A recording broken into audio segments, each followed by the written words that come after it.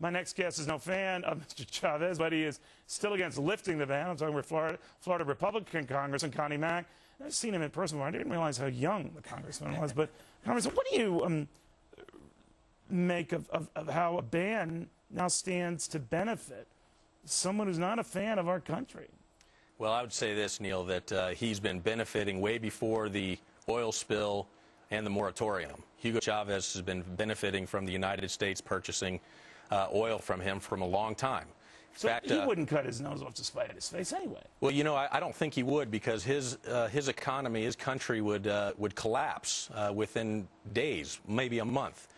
In fact, in 2008, I sent a letter to President Bush suggesting that we increase the Strategic Petroleum Reserve to allow us a 3-month window so we could stop buying oil from Hugo Chavez, renegotiate some contracts with others like Canada, so we could get off of buying oil from Hugo Chavez. We must be really in bed with this guy and need this guy more than we're letting on. I don't know. You know, I've been asking that question. Does he have photographs of Washington? What's the deal? I've been asking that same question. This is a guy that supports terrorist groups like the FARC.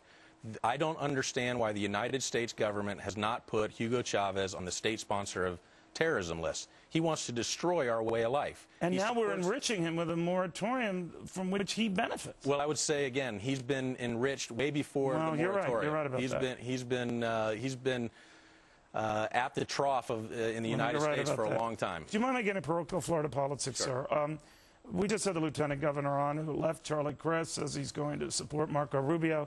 The polls are, as I've mentioned him, as you and I have chatted in the past, I don't mean anything right now, but if Charlie Crist were to win the race and become Florida's next senator, he'd be an independent voting with Republicans. What's your sense? You know, I don't know, and I think that Charlie will make that decision if he were to win.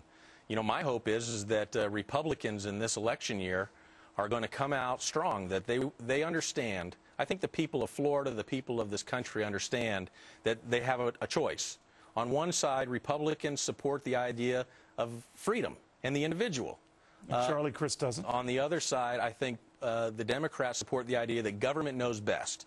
What about Charlie? And I think Charlie has shown over and over again that he's leaning more with the side that supports government. You're a very prominent part of that fine Sunshine State delegation. And in that event, you would have to work with him, could you?